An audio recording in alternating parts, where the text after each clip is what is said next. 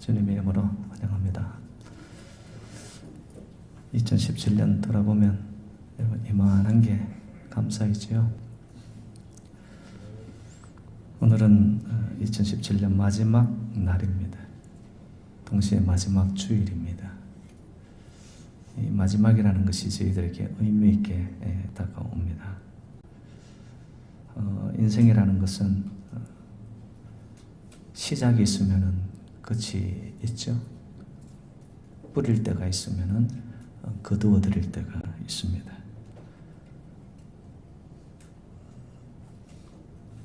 한 해의 마지막 여러분 어떻게 살아오셨습니까? 오늘 말씀은 저 자신부터 또 여러분들에게 한번 정직한 결산을 가져보면 좋을 것 같아요. 비즈니스를 경영해도 하루 결산을 하고요. 그리고 월별 누계를 점검을 하고 그리고 연말 결산을 하듯이 우리 인생의 2017년 결산, 여러분 이것은 하나님 앞에서는 최후의 결산 연장입니다. 우리 인생이라는 것은요, 이 땅에서 살아간 것이 가야 할 우리 인생의 종착지 하늘나라와 무관한 것이냐? 그렇지가 않습니다. 나의 하루의 삶, 또 나의 1년의 삶, 이것이 하나님 앞에서는 여러분 낱낱이 기억되어지고 기록되어집니다. 그리고는 결국 하나님 앞에 서는 그날 어떻게 살았는지의 삶의 결산을 우리가 지어야 됩니다. 그게 인생입니다. 대부분의 사람들은요, 일이 되면은 이상주의자가 된다고 합니다. 원래는 내가 이것만큼은 이 정도는 내가 지켜나가야지 이러면서 마음에 결단을 한다고 그래요. 근데 그게 작심 3일도 요즘은 안 가서 작심 3초 돌았으면 잊어버려요. 그래서 6월달쯤 가서는 이제는 현실주의자가 되는 거예요. 야, 내가 뭐 마음에 결단한다고 인생이 그렇게 한순간 바뀌든가 그냥 살아온 대로 살자. 근데 12월 달이 되면은 마음이 급해지는 거예요. 왜냐? 오늘과 같이 인생을 돌아봐야 되는데 정말 맺혀놓은 열매가 없으니까 삶이 허무주의로 바뀌는 거예요. 내가 무엇을 이루며 살았던가, 무엇 때문에 이렇게 열심히 살았던가, 어찌 보면은 인생의 방향을 잃어버리는 마음에 삭막함과 허무함이 밀려드는 여러분의 12월 2017년의 마지막 날, 여러분 지금 어떤 상태입니까? 현주소는 무엇입니까? 인생은 이례적이며 돌이킬 수 없다는 것이 인생의 엄중함입니다. 살아왔던 시간들, 그 모든 뒤안길의 흔적들이 하나님은 아시고 결국 우리는 이것을 결산을 하면서 가야 되는 것이 인생이기에. 그런데 또 한 인생의 축복이 뭐냐? 끝나기 전까지는 끝나지 않는다는 겁니다. 2017년이 끝나는 줄 알았는데 우리에겐 새로운 시간, 내일부터 2018년이라는 한 해가 새롭게 주어집니다. 그것 또한 하나님의 은혜입니다. 하나님은 우리의 살아온 삶을 돌아보게 하시면서 동시에 새로운 시간을 예배하시고 준비하시는 하나님이신 줄로 믿습니다. 그렇기 때문에 정확한 결산과 함께 다가오는 시간들 앞에서 우리가 준비할 수 있는 오늘의 예배가 된다면 우리 인생은 반드시 지금의 이 모습이 아니라 하나님께서 예비하시고 축복하시고 약속하시는 더 나은 길로 나아가게 될 줄로 믿습니다. 오늘 본문에는요, 분명하게 인생의 두 가지 길을 제시합니다. 단면으로는 그것을 대조시킵니다. 시냇가에 심은 나무와 바람에 나는 겨. 형통의 삶은 의인이 되어질 것이고, 그 시냇가에 심은 나무에 인생의 결말은 받으리만 하나님이 인정하시고 형통의 모든 일의 형통, 축복의 삶이 된다는 겁니다. 그런데 바람에 나는 겨는 받으리만 악인이라고, 죄인이라고, 오만한 자라고. 근데 그들의 인생은 봤더니만 하나님을 떠나 살았기 때문에 그 끝은 심판이 있고 결국에는 망하게 될 것이라. 여러분, 언제나 우리의 인생길은 이 갈래길입니다. 여러분, 한 해 동안 형통이었습니까? 불통이었습니까? 시냇가에 심은 나무처럼 살았나요? 그냥 훅 불면 날아가 버리고 마는 바람에 나는 겨. 우리의 인생이 여러분 타작할 때가 옵니다. 그때는 알곡과 쭉정이가 분명하게 나누어집니다. 키질을 하면 할수록 알곡은 주인 가까이 모여듭니다. 그런데 바람에 나는 겨와 같은 쭉정이 인생들은 키질을 하면 할수록 주인에게서 멀어져서 바람과 함께 사라지고 맙니다. 오늘 본문에 제시된 이 단면적 그림, 시냇가에 심은 나무와 바람에 나는 겨의 근본적 차이는 뭐냐? 뿌리입니다. 뿌리가 있는 인생이냐? 뿌리가 없는 인생이냐? 여러분, 뿌리라는 것은 근본입니다. 권원이고 영양분과 자양분을 빨아들이는 것입니다. 영향력이죠. 여러분, 한 해를 돌아보면서 어떤 영향을 받으며 어떤 영양과 자양분 속에서 여러분들의 인생이 나왔습니까? 그 시작 뿌리를 엉뚱한 곳에 잘못 두었다면 반드시 거기에 뒤따르는 열매가 좋지 않은 것으로 맺혀집니다. 역으로 정말로 있어야 할 그 자리에 깊이 뿌리를 내려 시냇가에 뿌리를 내린 나무와 같은 삶을 살았습니까? 여러분, 그 인생은 볼 거 없습니다. 영양가 높은 열매를 주렁주렁 맺히게 될 것입니다. 오늘 본문 1절에는 한 단어로 잘못된 뿌리의 상징을 나타내는 악인의 꾀라는 말이 나타납니다. 하나님의 지혜와는 다른 것입니다. 꾀는 땅에서 출발합니다. 사람에게서 시작됩니다. 이 세상의 가치관입니다. 약삭 빠른 것 같은데 누구보다 재싸게 살아가는 것 같은데 세상의 꾀를 따라가는 거기에 뿌리를 둔 자의 삶은 악인이 되고 말 것이며 죄의 길로 빠져들 수밖에 없을 것이고 그 끝은 뭐죠? 자기가 높은 줄 알고 교만과 오만한 자의 자리에 앉게 되어지는 인생. 불행이죠. 불행. 여러분 인생의 뿌리, 달리 표현하면 행복의 기준은 뭔가요?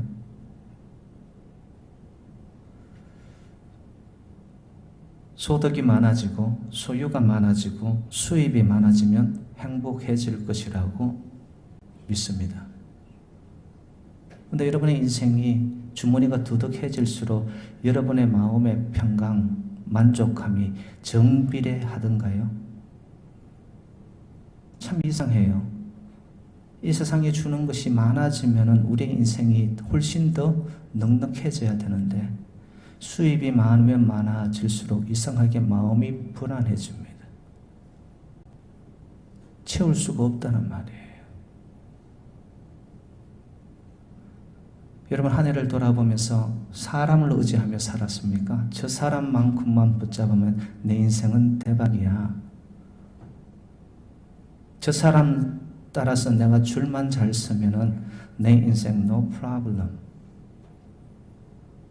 정말 그랬나요? 성경에는 한 여인을 소개합니다. 수가성 여인.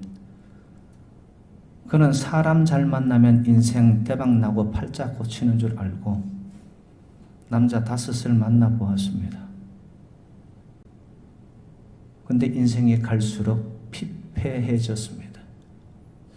지금 현재 있는 6번째 남자도 남편이 아닙니다. 근데 그는 인생의 목마름을 안고서 우물가로 가야만 하는 인생이었습니다. 결코 만족이 없었어요. 어느 성도님이, 여성도님이 목사님을 찾아왔어요. 하소연하면서 이렇게 말합니다. 아이고 목사님, 제 남편만 없어지면 저는 행복할 것 같아요. 그래서 이만큼 살아준 것만 해도 저는 정말 견디면서 살았어요. 이제 저는 이혼하려고 결심했습니다. 그때 이 지혜로운 목사님이 참 현명한 대답을 합니다. 웬만하면 그냥 데리고 사시죠. 다 그놈이 그놈이더라고요. 여러분 사람이 바뀌어진다고 내 옆에 이 사람만큼만 나를 같이 가는 삶이 된다면 여러분 정말 행복하고 내 삶 속에 넘쳐나는 그러한 기쁨이 있을까요? 한계가 있습니다. 한계. 소유가 많아질수록 행복해져야 되는데 이상하게 가질수록 피곤하고 삶이 복잡해지는 것. 이게 삶의 아이러니입니다. 도대체 우리 힘으로는 풀 수 없는 인생의 미스테리입니다. 세상의 사람들은 그것이 진리인 줄 알고 더 많이 가지려고, 더 높아지려고, 더 많은 사람들의 인맥을 가지려고 동분서주하며 살아갑니다. 그런데 그들이 진정 인생의 행복을 맛보며 살아가는 것인가? 터뜨리면 사라지고 말 거품 위에 그들의 인생에 집을 지어가는 모래성과 같은 인생들이 되지 않았는가? 저와 여러분들은 한 해의 삶 속에 여러분 참된 행복, 참된 소망, 우리 인생의 진정한 만족, 지금 내가 나로서 수용되어지고 내가 너무나 기특할 수 있는 그대로의 삶 속에 무엇이 우리에게 행복의 기준이 되었습니까?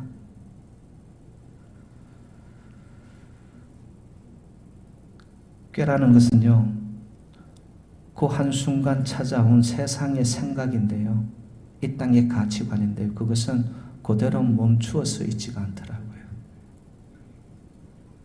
이 땅의 흐름을 따라 이 땅의 사상과 이 땅의 전통과 세상 사람들이 따라가는 넓은 길로 그 꾀를 따라서 나도 가보는데 이상하게 한 걸음을 내어디디면 거기서 멈추어 설 수 있어야 되는데 이 꾀라는 것은요, 인생 자체를 자꾸 빠져들게 만듭니다. 그래서 오늘 표현을 보면은 악인의 꾀를 쫓고 워킹입니다. 한 걸음을 내어딛는 거예요. 근데 그 길을 따라가노라면은 죄인의 길에 서게 됩니다. 스탠딩. 선다는 것은 내 삶의 정체성이겠지요. 방향이겠죠. 그러고 나서는 어떻게 되어지느냐? 그 자리에 앉게 되어집니다. 오만한 자의 자리에 앉고 sitting down. 이게 무슨 의미냐? 완전히 내 삶의 하나의 가치관의 기준이 되어버렸다는 거예요.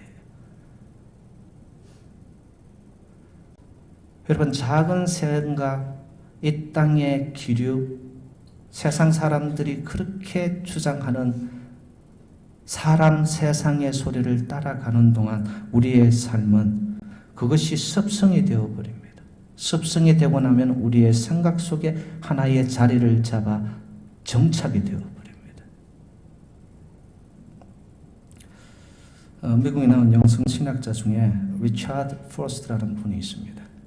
그의 유명한 책 Celebration of Disbelief이라는 책이 있는데요. 거기서 그가 이렇게 밝힙니다. 반복은 학습의 첫 단계이다.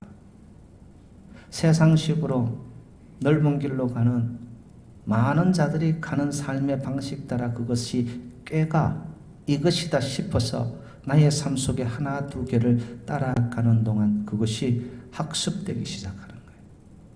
그리고는 나도 모르는 사이에 그 생각이 나를 삼켜버립니다. 나도 모르는 사이에 그냥 생각 없이 사는, 하나님과 무관하게 사는 세상 사람들과 똑같이 그런 식으로 살고 있는 거예요. 그렇기 때문에 여러분, 처음부터 방향을 잘 잡아야 됩니다. 저 여러분, 한 해를 돌아보시면서 정말 내 인생의 방향타는 갈래길에서 형통이었나 불통이었나? 형통을 원했지만 불통으로 살았습니까? 그렇다면 오늘 우리의 예배 속에 하나님의 말씀을 들으면서 다가오는 새로운 새해에는 진정 하나님과의 소통을 이루는 형통의 삶을 그리하여 방향타를 전환할 수 있으시기를 주님의 이름으로 축복합니다. 그리할 때 하나님은 우리의 중심을 보시고 우리의 내면의 그 순간적인 것을 읽어내시고 모든 일에 형통케 하시는 하나님의 은혜가 이 재단과 저와 여러분의 삶 속에 함께 하실 줄로 믿습니다. 그렇다면 이 형통과 불통의 오늘 말씀 속에서는 보니까 한 가지의 기준이 나타납니다.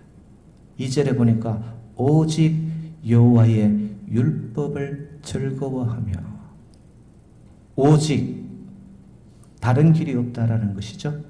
다른 대안이 없다라는 것이죠. 진정 하나님과의 소통과 형통의 길을 가기 위해서 우리에게 주어진 한 길이 있다면 그것은 하나님의 말씀을 따라 살아갈 때,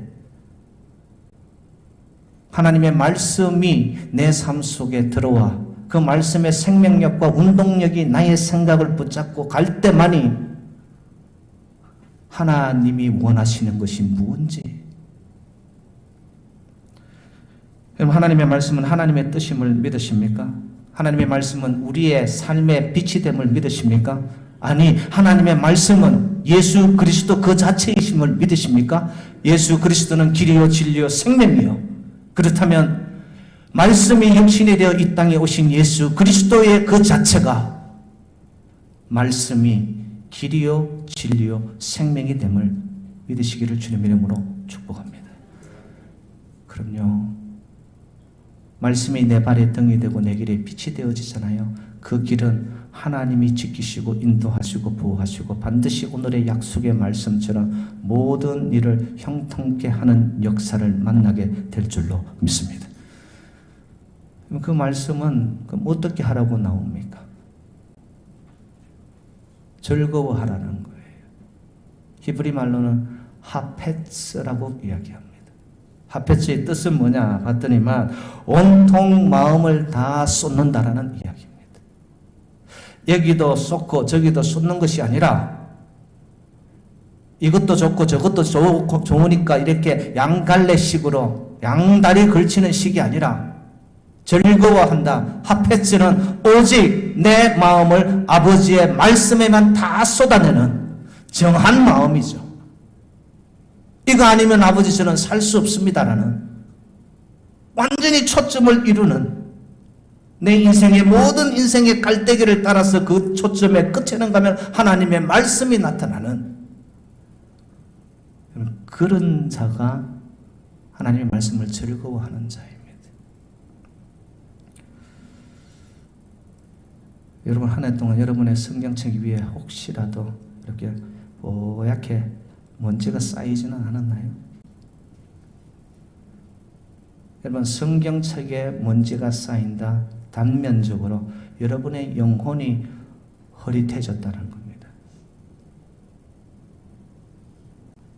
여러분, 내 영혼이 커튼이 쳐져 어둠처럼 내릴 때 보이지가 않아요. 가야 할 길이 어떤 것을 선택해야 될지 앞길이 보이지가 않아요.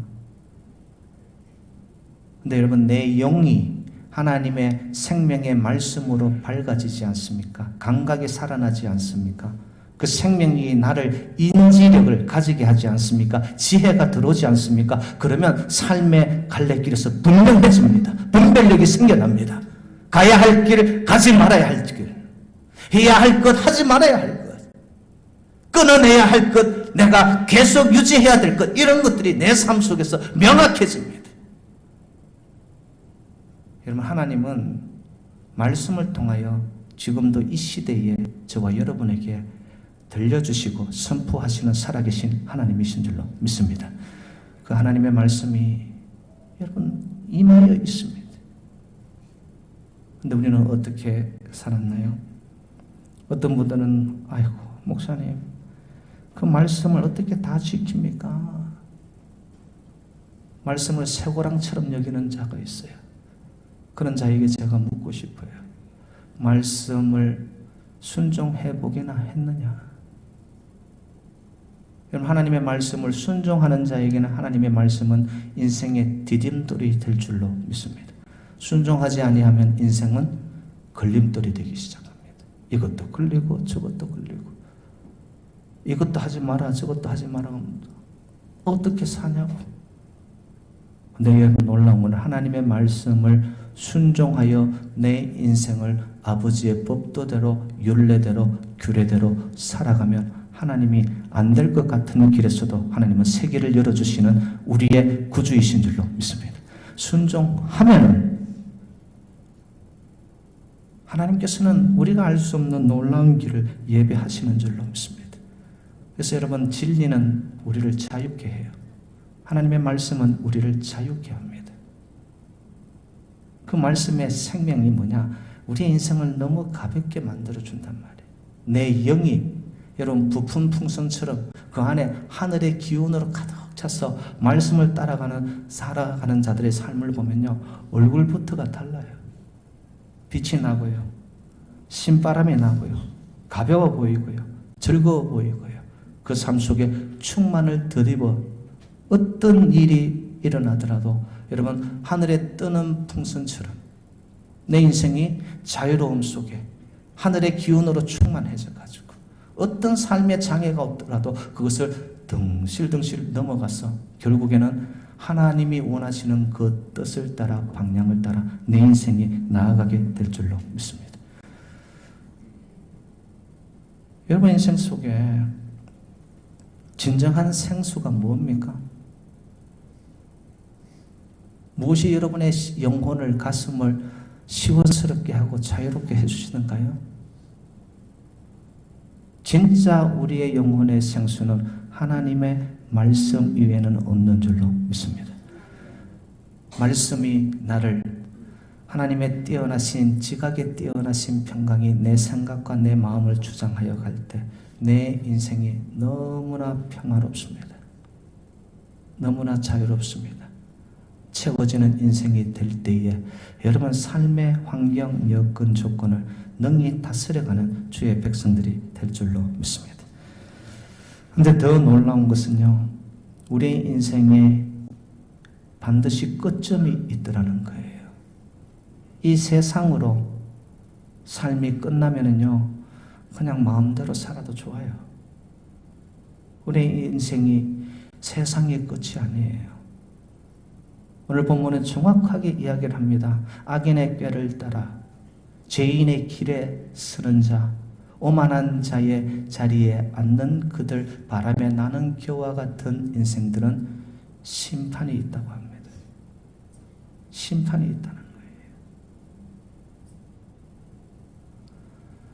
거예요. 우리의 인생은 이 땅 여기가 아니라 저 하늘을 향하여 지향하여 가는 천국 백성들의 삶이기 때문에 우리에게 주신 오직 여호와의 율법을 즐거워하며 묵상하여 가는 자들의 삶은 여러분 이 땅에서도 모든 일이 형통하게 될 뿐만 아니라 이 땅 그 너머에 하나님의 나라가 보장되어 있는 줄로 믿습니다. 거기에 이르러 여러분 천국 정원에서 주님과 함께 어깨동무하며 여러분 우리 인생이 정말 천국에서 누릴 수 있는 참된 기쁨과 소망과 더 나아가서 내 삶 속에 찾아오는 형통의 그 소망이 우리에게 놓여 있기 때문에 여러분 밝아오는 새해에는 사람 소리, 세상 소리, 이 땅이 쫓아가는 넓은 길의 어떤 기준을 따라가는 삶이 되지 마시고 하나님의 말씀을 따라 그것이 내 길에 등불이 되고 내 길에 빛이 되어져서 말씀을 따라 내 삶을 전폭적으로 드릴 때에 하나님의 형통이 하나님과의 소통이 이루어져 저와 여러분들이 시냇가에 심은 나무가 되어져서 시절을 쫓아 과실을 맺으며 잎사귀가 무성하여져서 우리의 재단에도 여러분 빈자리도 채워지고 여러분의 인생에 부족하고 연약하고 아프고 상처받고 마음에 불안하였던 것들이 하나님이 주시는 하늘의 놀라운 은혜를 통하여 여러분의 심령의 충만함을 맛보는 새해가 되시기를 주님의 이름으로 축원드립니다.